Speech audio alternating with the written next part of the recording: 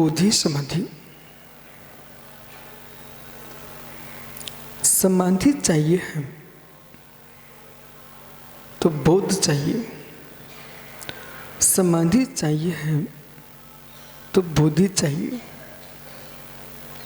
और जिसके पास तीन बातों का ध्यान है वही परम समाधि निर्वाण को प्राप्त कर सकता है। बोध बोधि समाधि, बोध बोधि समाधि। बोध बोधि समाधि पर लक्ष्य इसका है वो जगत से बहुत सुरक्षित होकर चलेगा। तीर्थ बंदना के परिणाम थे आप सबके। कितनी तैयारी की घर में, महीनों से विचारना प्रारंभ किया, साधन जुटाए, चलना प्रारंभ किया, तब आज आप सम्मेश कर रहे हो। जब तैयारी करने से शिखर जी आ सकते हो तो तैयारी करने से सिद्ध शिखर पर भी पहुंच सकते हो।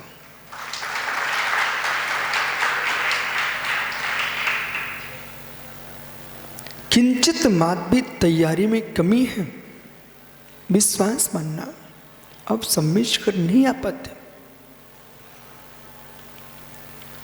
जिन साधनों से आए हो उन साधनों को जुटाने के साथ संकल्प की दृढ़ता थी, विश्वास दृढ़ था। जो विश्वास दृढ़ करके चलते हैं वे अपने कार्य को पूरा कर ही लेते हैं। जिनके विश्वास में कमी है वे अपने कार्य में अनुत्तीर्ण हो ही जाते हैं। व्यक्ति के विश्वास की दृढ़ता सिद्धत्व को प्रदान कराती है, और जो सिद्धत्व को प्राप्त हो चुके हैं आपकी दृढ़ता उनके केवल ज्ञान में झलकती है। बोध बोधि समाधि। जिसने समाधि को सिद्ध किया है वही समाधि को सिद्ध कर पाएगा। बहुत संभल के सुनना, ये जैन दर्शन है, अध्यात्म है। जिसने समाधि को साधा है, ज्ञानियों, जिसने समाधि को साधा है, राकेश साहा, जिसने समाधि को संभाला है वही समाधि प्राप्त कर सकता है। जो समाधि नहीं संभाल पाते वे 3 काल में समाधि को प्राप्त नहीं हो सकते। समाधि ध्यान सूत्र कहता है पहले मेरे से मिलिए, मैं ही समाधि हूं। समाधि मरण जब होगा जब समाधि होगी। जब तक ध्यान समाधि नहीं है तब तक समाधि मरण नहीं है। मृत्यु का नाम समाधि नहीं है, मृत्यु का नाम समाधि मरण है। संलेखना व्रत है, पर संलेखना की सिद्धि उनको होती है जो जीव बोधि को प्राप्त करते हैं, बोध को प्राप्त करते हैं, समाधि को प्राप्त करते हैं, उनका समाधि मरण होता है। बोध बोधि समाधि। बोध यानी सम्यक ज्ञान, बोधि रत्नात्रय धर्म, समाधि ध्यान, समाधि ध्यान, और समाधि मरण, संलेखना मरण।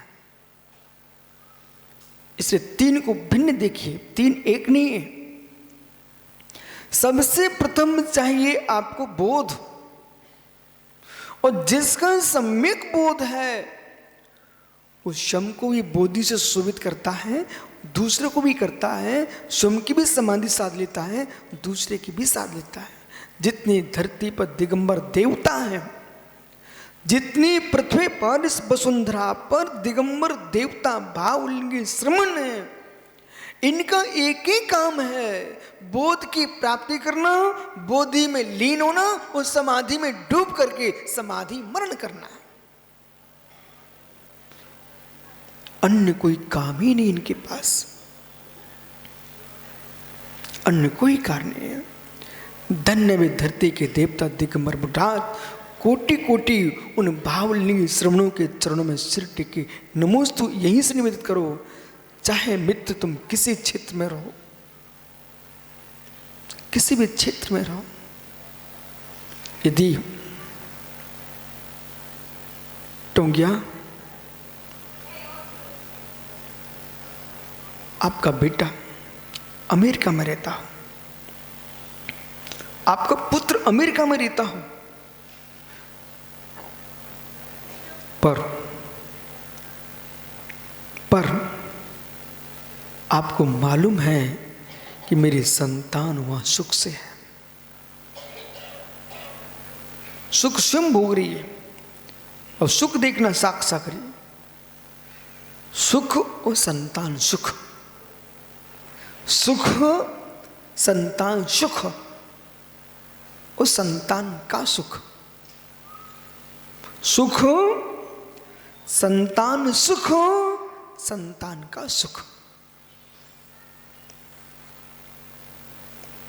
मुमुक्षु इंदौर, वो भाई नेताजी बेटा अमेरिका में है, टोंगिया का सुख, संतान का सुख, संतान सुख। पिता धन धान संपन्न है, अपना सुख भोग रहा है, सुयोग्य संतान मिल जाए।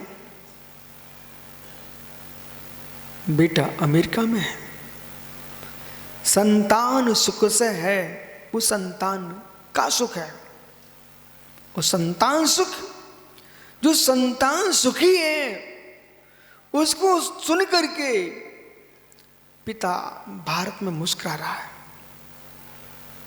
आनंद ले रहा है, मेरा बेटा सुखी है। अब क्यों सुखी है? कि जैसे मैं भारत में बैठ करके देव सागुरु की पूजा करता हूँ, मेरा बेटा अमेरिका में बैठ करके भी अनंत देव की पूजा कर रहा है।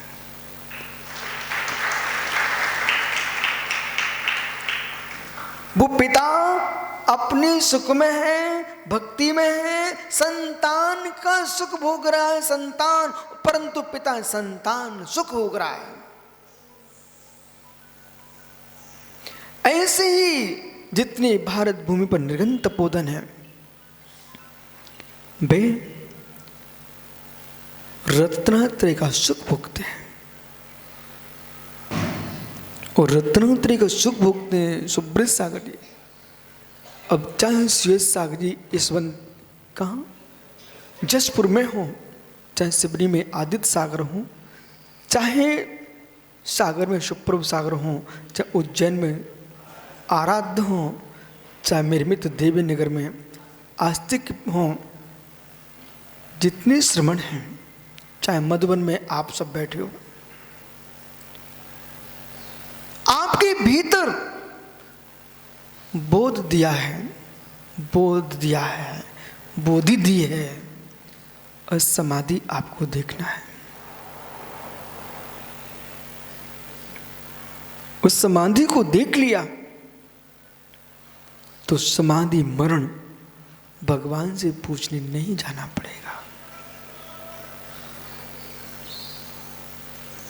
भगवान से पूछने की आवश्यकता नहीं है कि प्रभु मेरा समाधि मरण होगा कि नहीं।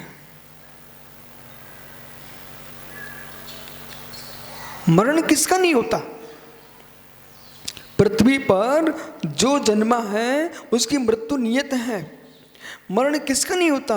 मरण तो टोंगिया जी मित्र सबका होगा, नहीं है ना? वो बाहर पड़ी है, उसको उठा लाओ, मैं सिराने रख लूं तो मुझे नींद आ जाए। ओहो, जिसने मछलियों की गंधी सूंघी है, उन्हें पुष्पों की गंध क्या नींद देगी। जिनने मछलियों की टोकनी की दुर्गंधी सूंघी है, उन्हें पुष्पों की गंध क्या सुहाएगी। जिसने विषय के साथ पंथों की दुर्गंध सूखी है, उन्हें सम्मेशकर में अध्यात्म की गंध कैसे आएगी।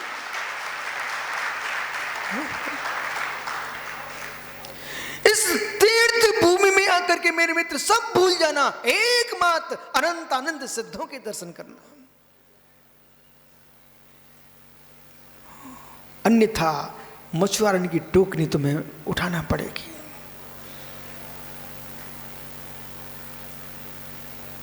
महात्मा यशोधर सागर जी, क्या सुगंध फूलों की अच्छी नहीं लग रही है। जिन्हें वाणी सुनते सुनते बेटा कहीं भी आग गई, मछुआरन की टोकरी।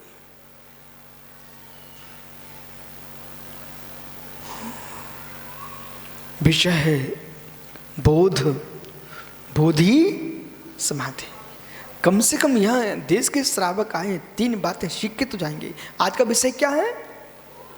बोध, बोधि, समाधि। बिना समाधि के समाधि मरण नहीं होगा, विषय ये चल रहा है आपका। लेकिन बोधि समाधि, समाधि मरण के पूर्व बोध सम्यक होना चाहिए। बे गुरुजन धन्य धन्य है, बे गुरुजन शास्त्रीय त्योरी, बे गुरुजन धन्य धन्य है, जिन्होंने अपने शिष्यों को बोधि, समाधि, समाधि मरण की शिक्षा दी है। बोध सम्यक होगा, बोध सम्यक होगा तो बोधि, बोधि समाधि और समाधि मरण तीनों श्रेष्ठ होंगे।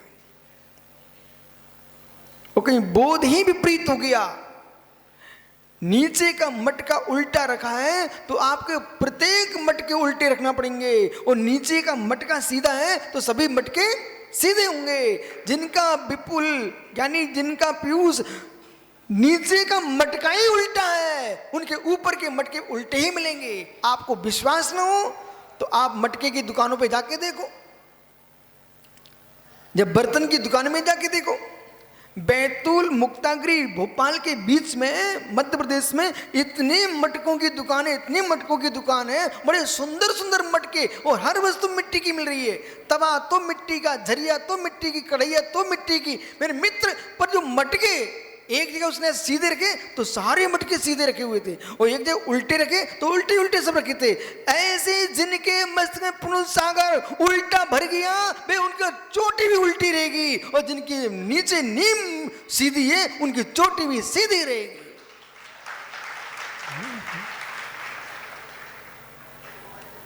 इसलिए ज्ञानियों बोध सम्यक है।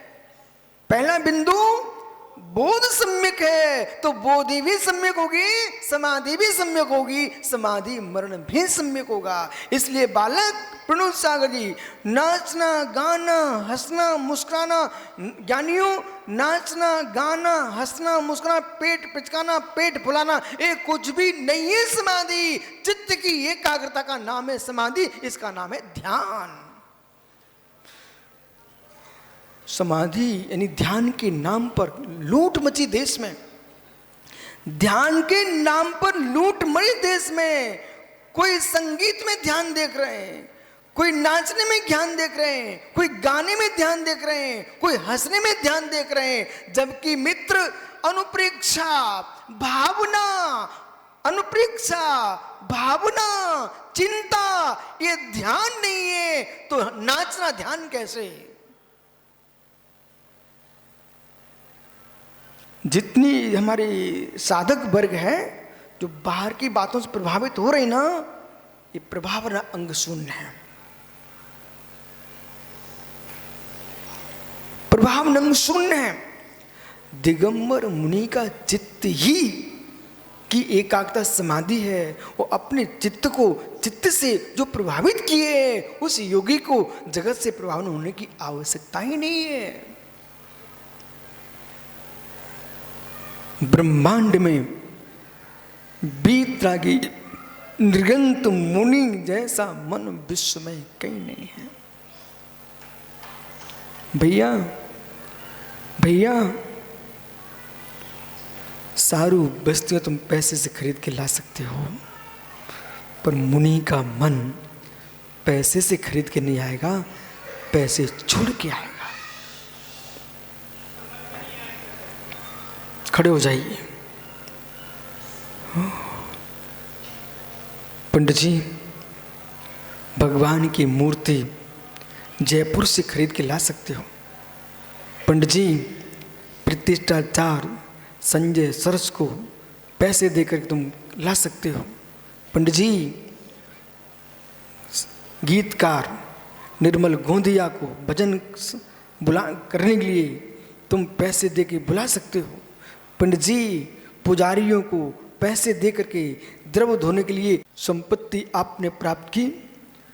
आप कभी मधुबन में चौका लगा रहे हो, कभी वर्धमान सागर माझिया चौका लगा रहे हो, कहीं पुण्य सागर पास चौका लगा रहे हो, प्रमाण सागर पास चौका लगा रहे हो। मित्र, आपका संपत्ति मिली है, आप मुनियों को आहार करा रहे हो, ग्रंथों का प्रकाशन कर रहे हो, अरहंतों की प्रतिमा स्थापित कर रहे हो, संपत्ति मिली है। पर ऐसा पृथ्वी पर कौन सा जीव है जिसकी संपत्ति क्षय नहीं होगी?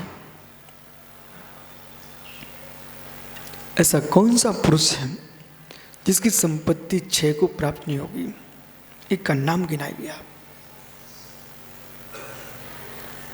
जिस पृथ्वी पर चक्रवर्तियों का चक्र चलता था, उस पृथ्वी पर श्वान घूम रहे हैं। जहां पर कभी चक्रवर्तियों के राजे हमारे महल होते थे, वहां लोग संडासे जा रहे हैं। झांसी के किले को देख लीजिए आप, झांसी के किले को देख लीजिए, लोग सुबह से दौड़ते हैं लोटा लेकर के।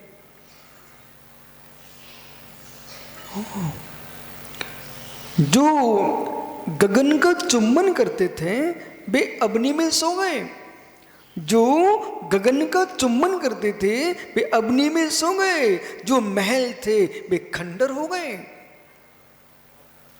ये सत्य है, ये सत्य है। इसलिए ज्ञानी, किसको मालूम नहीं है प्रभाव भी प्रभावहीन होता है, किसको मालूम नहीं है प्रभाव भी प्रभावहीन होता है। इसलिए ज्ञानियों, संपत्ति क्षय होने के पूर्व हम दान कर लें और शरीर के क्षय होने के पूर्व हम ध्यान कर लें।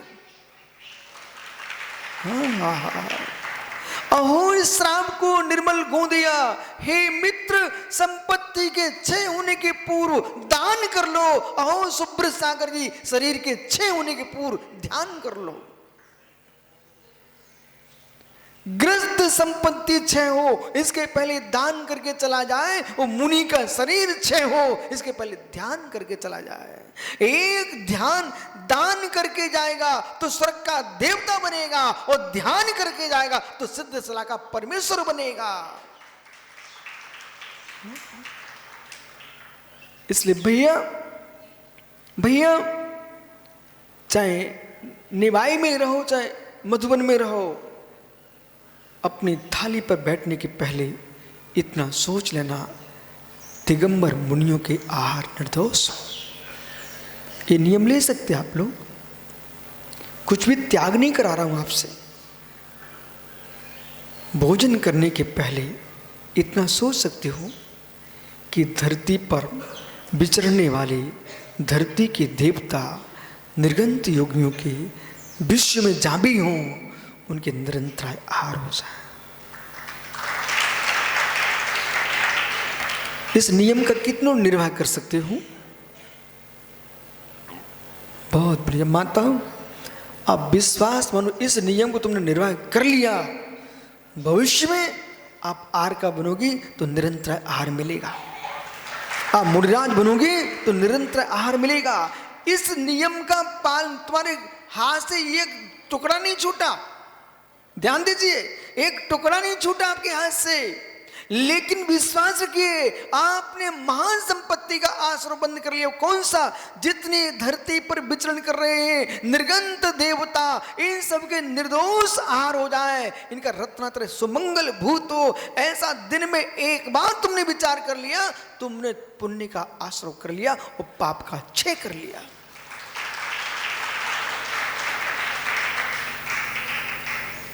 अच्छा विचार करने के लिए भी रविंद्र भैया, अच्छा विचार करने के लिए भी महंगा पुण्य चाहिए। मनीष मोना, वे ही श्रेष्ठ सोच पाएंगे, वे ही श्रेष्ठ सोच पाएंगे जिनकी गति श्रेष्ठ होने वाली है। भैया जेब में है 5 रुपया, भैया रविंद्र जेब में है 5 रुपया, और कोई कहे कि मैं फैक्ट्री डालने वाला हूं, वो तो ये सोचेगा 5 रुपए हैं। कोई साग मंडी में जाता हूँ, बड़ी मंडी में, वहाँ से साग लेके आता हूँ और ठेले पर रख कर के बेच के आता हूँ। जो बचेगा सो अपने रख लेंगे और जो उसका होगा उसको दे के आ जाएंगे। 5 रुपए वाला कभी नहीं सोच पाता मैं फैक्ट्री खोलूं। मनीष, उसके पास फैक्ट्री खोलने के लिए भी पहले कुछ चाहिए कि नहीं चाहिए? ऐसे ज्ञानियों जिनके पुण्य 5 रुपए जैसे हैं, वे परमेश्वर की भक्ति के परिणाम नहीं कर पाएंगे, वे 5 पाप में लग जाएंगे। और जिनके 5 पुण्य प्रचंड होगा, वे ही भगवान और गुरुओं की भक्ति कर पाएंगे। श्रेष्ठ सोच के लिए श्रेष्ठ पुण्य प्रज्ञा चाहिए, श्रेष्ठ सोच के लिए श्रेष्ठ पुण्य प्रज्ञा चाहिए।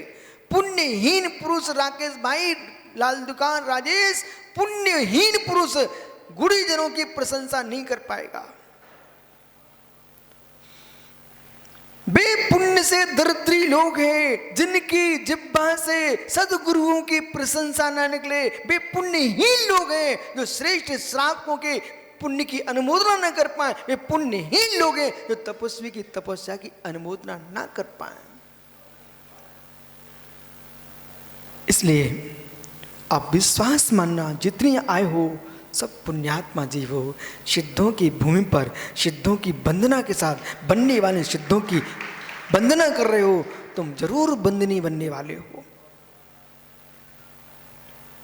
इसलिए भैया ये मत देखना यहां आकर के, ये मत देखना यहां पर आकर के कौन क्या कर रहा है, ये देखना है यहां आकर के मुझे क्या करना है।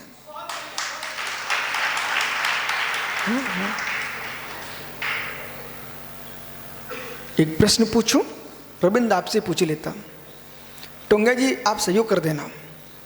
प्रश्न रविंद्र ये है, आप हमारे देश के प्रधानमंत्री माना कि, और आपको अमेरिका में बुलाया गया, तो आप अमेरिका में जाते समय ये विचार कर रहे हो मुझे अपने देश के बारे में क्या बात कहना है और उनके देश को क्या सलाह देना है कि मैं भारतीय हूँ, अध्यात्म के गुरु देश से आया हूँ। मित्र रविंद्र भैया किसने बिठा दिया? ओह ज्ञानी, मैं बिठालता हूँ, चिंता मत करो। घुटने तुम्हारे दर्द कर रहे हैं, हो सकता है ठीक हो जाए समय से खड़े होकर के।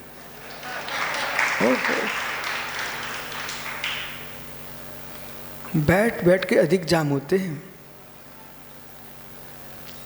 ज्ञानी, जब आपके देश का प्रधानमंत्री अमेरिका जा रहा है तो ये देख रहा है कि अमेरिका के झाड़ू लगाने वाले लोग झाड़ू कैसे लगा रहे हैं। वो ये देख रहा है कि अमेरिका में कुत्ते सोच कैसे करते हैं। वो ये देख रहा है मित्र यहाँ के लोग लड़ते कैसे।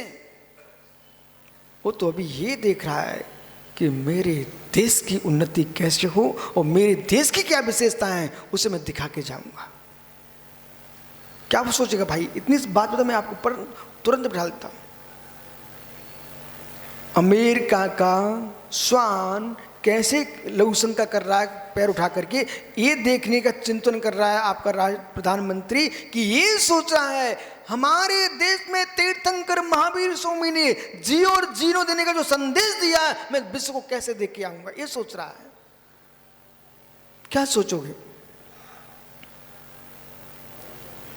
है मित्र, श्रेष्ठ प्रकृति होगा तो किसी कचड़े को नहीं देखेगा, मल को नहीं देखेगा, वो ये देखेगा देश के विकास की बात यहाँ क्या है, हमारे देश में विकास कैसे हो और इनके देश में अध्यात्म का प्रचार कैसे हो। बराबर ऐसी सच्चा साधु होगा। वो ये नहीं देखेगा सम्मेशकर में आकर के सच्चा श्रावक होगा, ये नहीं देखेगा कि यहाँ के मंदिर का कचरा कैसे साफ कर रहा माली। वो ये देखा यहाँ के भगवान निर्गंत मुनियों ने आकर के सम्मेशकर में निज आत्मा का कचरा कैसे साफ किया है।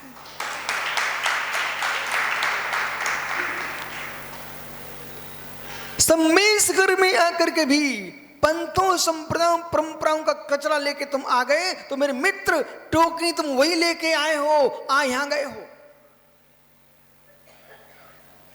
टोकरी में कचड़े रख के आए हो, बोले आए यहां पर हो। बोले क्या हुआ? हुआ कुछ नहीं है। दो बहनें थी सखियां, एक थी बागवान एक थी मछुआरे। रविंद्र भैया बैठ जाओ, दर्द हो रहा क्या?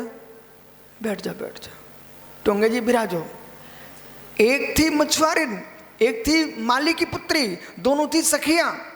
एक दिन मालूम भैया क्या हुआ? माली की बेटी कहती है बहन कभी मेरे घर में भी विश्राम कर लिया करो। उसने बढ़िया पुष्पों की सैया सजाई और उस पर मछुआरिन की बिटिया को लिटा दिया। रात्रि की 12 बजे आवाज आती कराहने की, तो बागवानी की बेटी ने पूछ लिया सखी क्या सिर दर्द कर रहा है, क्या कोई पीड़ा है, आप सो नहीं रहे हो, आपके मुख से कराहट की आवाज आ रही है। बोले बहन क्या करूं, मुझे नहीं था मालूम आपके घर में इतनी दुर्गंध है, मैं नहीं सो पा रही हूं। बोले क्यों? ये फूलों की गंध नाक फाड़ रही है, नींद नहीं आ रही है। ये पुष्पों की गंध राजू शर्मा जी नाक फाड़ रही है। बोले क्यों? बोले मेरी वो मछलियों बुला सकते हो, पंडित जी सेठों को सम्मान दे करके बुला सकते हो, पंडित जी नेताओं को पत्र देके बुला सकते हो, पंडित जी परिणामों की विशुद्धि किसी भी देश में, किसी भी हाट में, किसी बाजार में, विश्व में कहीं पैसे देके नहीं बुला सकते हो।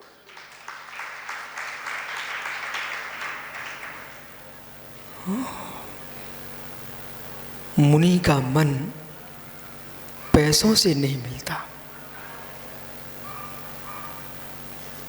एक बार राजेश भाई, एक बार गंगा के पानी की शीशियां पैसे से बिक सकती हैं,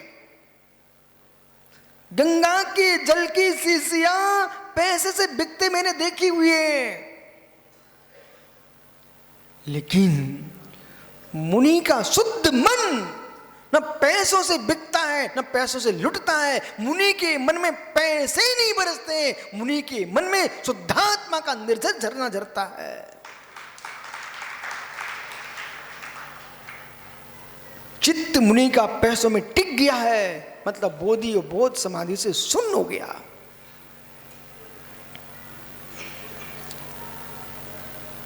धन धरती का नाम ही निर्गंतों को शोभाविहीन कर देता है। इसलिए पंडित जी किसी साधु के पास जाके कहने मत पहुंच जाना, स्वामी इतना दान दिला दो, कभी मत जाना, कभी मत जाना, कभी नहीं मत जाना। बोले क्यों? तुम्हारे धन के पीछे एक बेतराग निर्गंत मुनि अपने आकिंचन धर्म का नाश करे तब तुम्हारे लिए भीख मांगे। कभी मत कहना किसी मुनि से।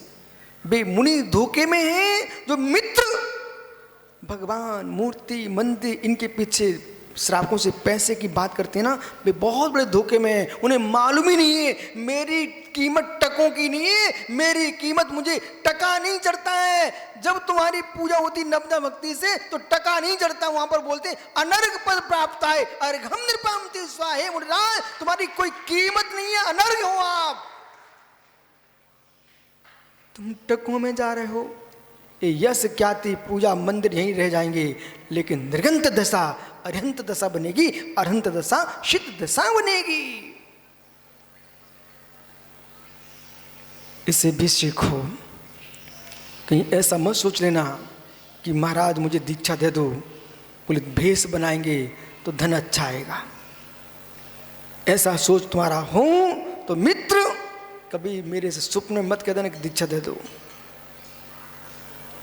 बोधि समाधि, समाधि मरण, बोध, 4 बातों को ध्यान रखना। बोध, बोधि, समाधि, समाधि मरण।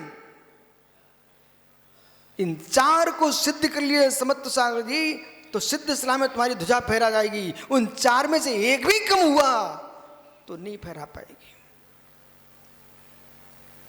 इसलिए क्या लिख रहे हैं यहां पर? ओहो, पंडित साहब समझ में आ गया क्या? तो फिर विराजो, जीवों को देख के बैठना।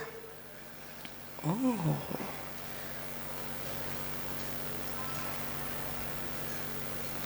क्यों ज्ञानियों इस विशाल सभा में सन्नाटा क्यों है?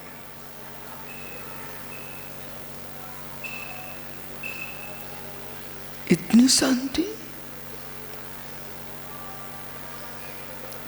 यदि इस शांति का भेदन कर लिया, सुनिश्चित मानना बोध, बोधि, समाधि, समाधि मरण की सिद्धि हो जाएगी। इसलिए बहुत सम्यक हो, आगम का बोध होना चाहिए, रत्नत्रय विशुद्ध होना चाहिए और ध्यान की लीनता होना चाहिए और मरण के समय संक्लेशता की हानि होना चाहिए। मृत्यु के काल में संक्लेशता की हानि होना चाहिए। पंडित साहब मैं इस पुरुषार्थ में हूं कि मृत्यु का समय आए, उसमें भगवान के दर्शन हो जाए मुझे, मैं अवभाग्य मानूंगा। पर भगवान के दर्शन का विकल्प मन में न आ पाए तो मैं परम अवभाग्य मानूंगा।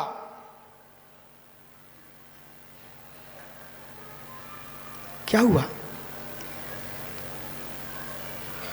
डॉक्टर अभय कुमार जी, मृत्यु के काल में मोबाइल लगा रहे हो तो मरण बिगड़ जाएगा। क्या कह रहे यहां पर? हे परमेश्वर, मैं ये चाहता हूं अंतिम मृत्यु का काल आए, यदि आपके दर्शन सामने हो जाए, मेरा अवभाग्य है। परंतु आपके दर्शन का विकल्प भी मस्तिष्क में ना आ पाए, पापों के विकल्प छोड़िए, आपका विकल्प भी ना आ पाए तो मैं अपना परम अवभाग्य सौभाग्य मानूंगा। मतलब जब परमात्मा का विकल्प नहीं है, 5 पापों का विकल्प नहीं है, तो कौन होगा? शुद्ध उपयोग की दशा में मृत्यु होगी, समाधि मरण होगा। इसलिए भैया, गुड्डा भैया, परम सत्य है, परम सत्य है। जब जब समय मिले अध्यात्म विद्या को सुनते ही रहना चाहिए। इस विद्या को सुनने से ही निर्विकल्प दशा की उपलब्धि होगी।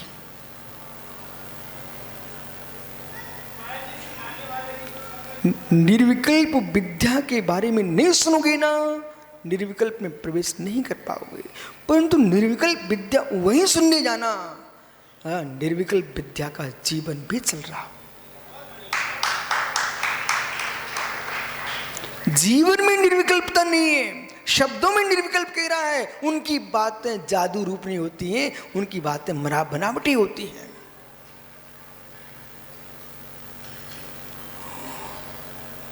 इसलिए गाथा सूत्र कह रहा है, लवणम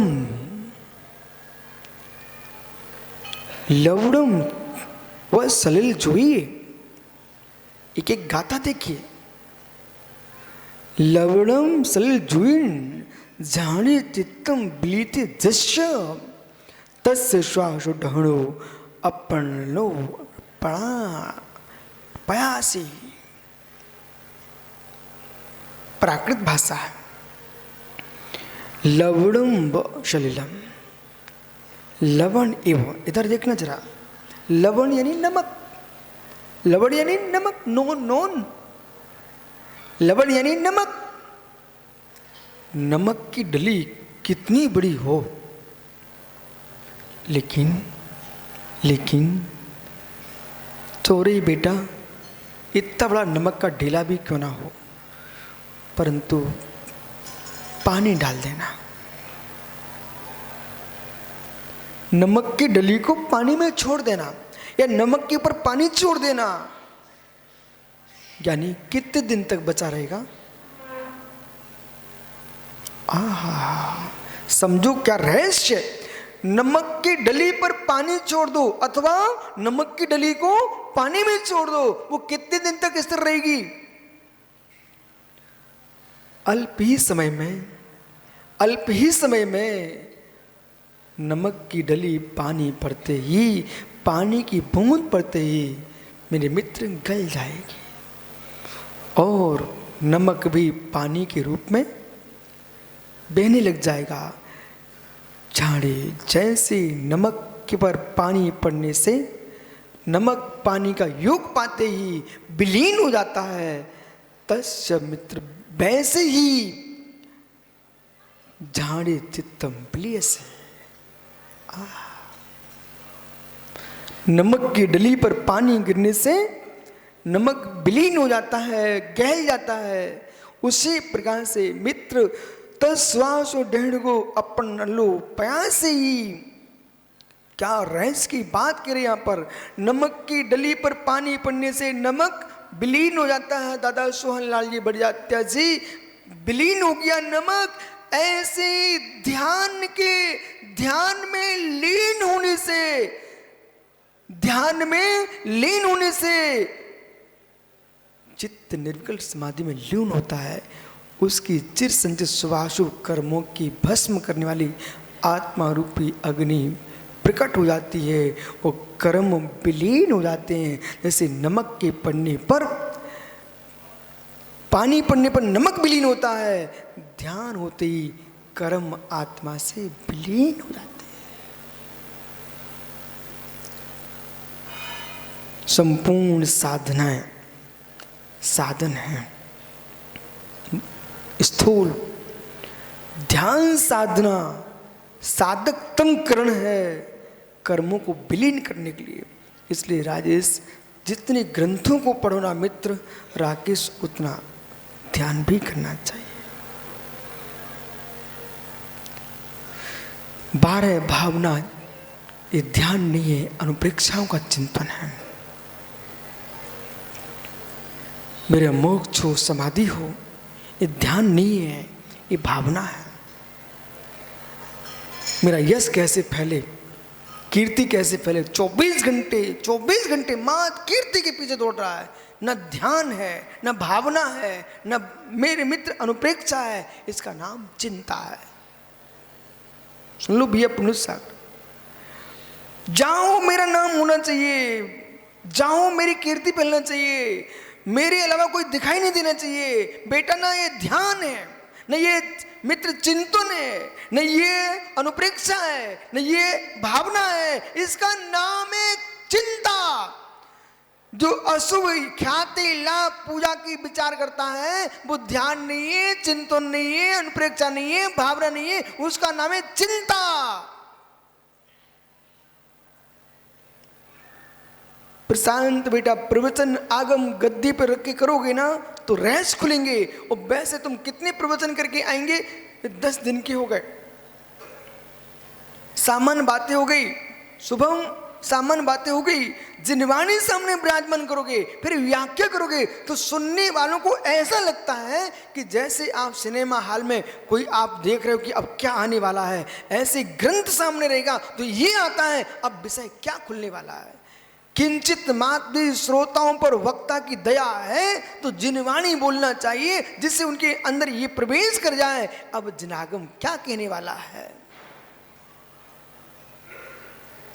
इसलिए स्वाशु डहणु शुभ अशुभ कर्मों को जलाने वाली कोई अग्नि है। अपन अल्लो पया से ही आत्मरूपी आत्मरूप अग्नि प्रकट होती है। किससे? ध्यान से। चिर संचित स्वकर्मों की भस्म करने वाली आत्मरूपी अग्नि प्रकट होती है। किससे? ध्यान से। इसलिए ज्ञानियों, जश्न विद्यधि पर ध्यान होगा किसे? ये तो ध्यान की महिमा सुन ली आपने, ध्यान होगा किसे? भैया वंदना करने आए ना, भैया वंदना करने आए ना।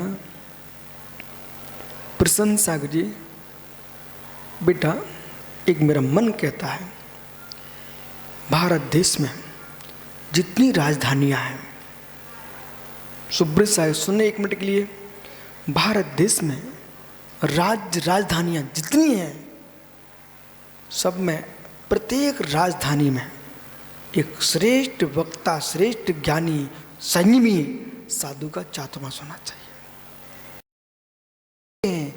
कहीं मुनिराज हैं, मुनिराज भिखारी बन के ना बैठे हैं, मुनि बन के ना बैठे हैं, मात्र मुनि बन के बैठे हैं। श्रावक से पैसे लेने देने की बात ना करें, मात्र तत्व उपदेश की बात करें। मित्र, उससे धर्म की क्या प्रभावना होगी आपको मालूम?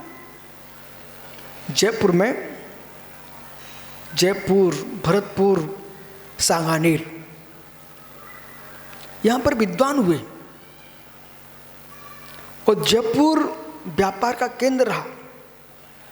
जो दक्षिण भारत से, उत्तर भारत से, मध्य भारत से जो श्रावक जाते थे, वे वहां जाकर के तत्व चर्चाएं सुन करके आकर के अपने अपने राज्यों में, अपने अपने श्रावकों के बीच में वे तत्व चर्चाएं करते थे। उससे मेरे मित्र पूरे देश में, जयपुर, जयपुर अभी से नहीं, मैं पूर्व की बात कर रहा हूं, तत्व ज्ञान की गंगा बह गई। ऐसे ज्ञानियों विश्वास रखिए, भगवान तीर्थंकर बिहार बहुत किए, लेकिन फिर भी कुछ ना कुछ छूटा है। राजमार्गों से निकल गए, अंदर की गलियां तो छूटेंगी ना, लेकिन उन्होंने इतना तत्वोपदेश दिया कि जो समुद्र में सुन के गए थे वे अपने घरों में जाके सुनाए। उन्होंने घरों में जाकर के जो लोगों ने सुना है, वे घर के ही लोग प्रवचनकार हुए, उन्होंने पूरे धर्म को बचा के रखा है। ऐसे सम्मेलन शिखर में यदि यहां पर आज 1000 लोग सुन के जा रहे हैं, अपने अपने गांव में जाके वे कम से कम 10 आदमी से बात करेंगे तो कितने लोग सुन लेंगे? 10,000 गांव के श्रावक आज प्रवचन सुन रहे हैं यहां पर, और 1000 गांव के श्रावक अपने गांव में 10 आदमी को भी सुनाएंगे, तो मेरे मित्र 10,000 लोगों ने आज का प्रवचन सुन लिया आपका। धर्म की प्रभावना होगी कि नहीं होगी? इतनी नहीं, यदि आप लोग बैठे ट्रेन में, तो ट्रेन में यही बातें करो, तत्व की बात करो, तो हो सकता है कोई ऐसा जीव बैठा हुआ है जो पापों से भरा है, पर आपकी धर्म की बातें सुन करके उसका मन भी पिघल जाए। नमक देखा भैया, नमक देख कितना कठोर होता है, उठा के मारो ना तो सिर फूट जाता है, चाहे सेंधा नमक हो चाहे समुद्र का नमक हो, लेकिन नमक बहुत कड़ा रहता है। कितना कड़ा होता है। अब तुम कहो नमक बहुत कठोर है, इसको क्या करूं? अरे मित्र, पानी की बूंद डाल देना। कठोर नमक भी निर्मल गोंदिया, पानी की बूंद डालो, पानी पानी हो जाएगा। ऐसे कितनी घोर पापी क्यों ना हो, बगल में बैठा जिनमानी डाल दो ना, वो भी पानी पानी हो जाएगा।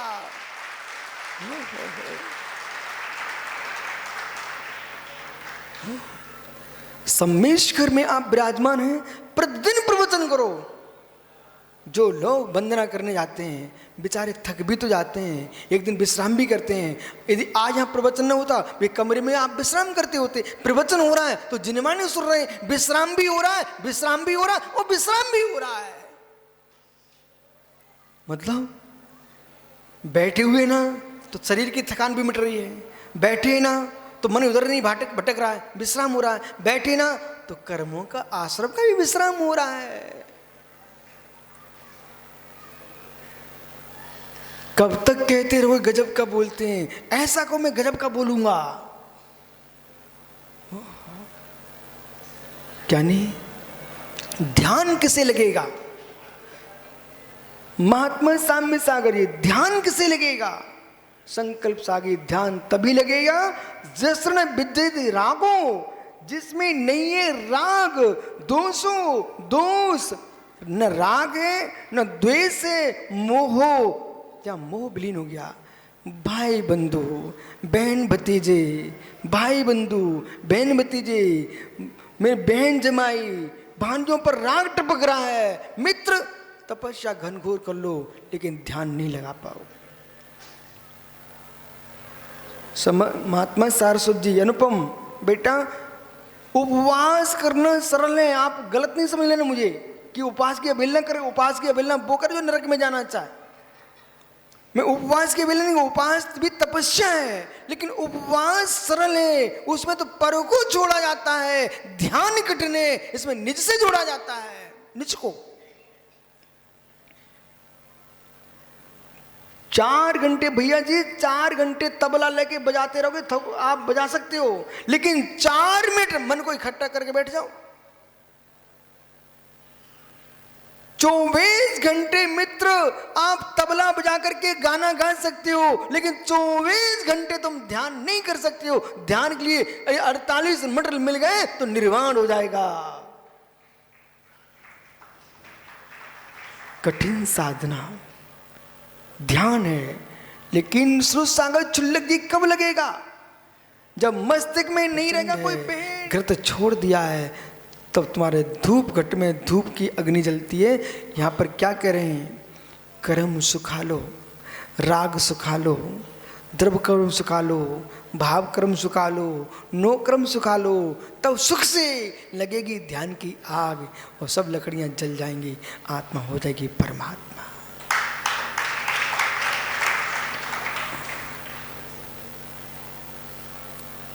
बनारसी पंडित जी, मित्र समझ में आ रहा है?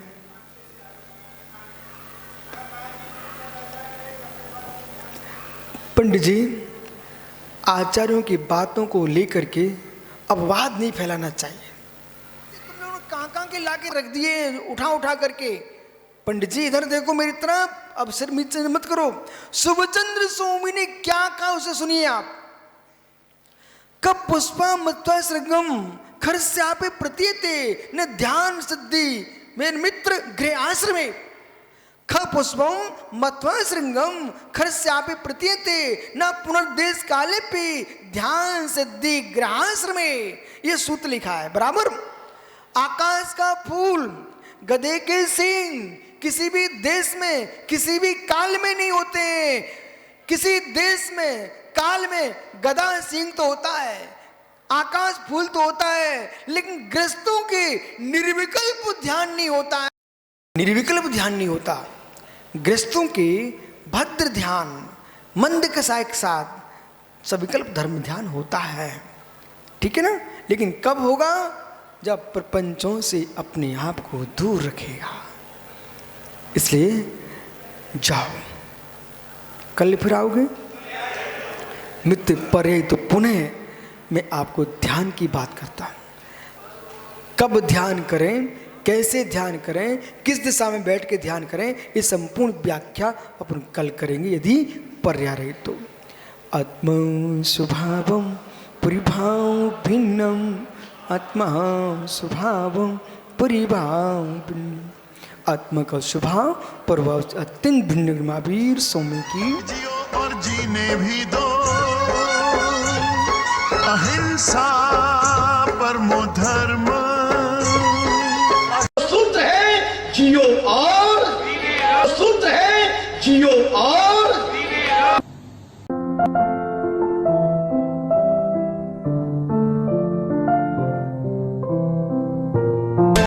जैन हलचल देखते रहें, रोजाना आपके मोबाइल पे भी आएगा जैन हलचल।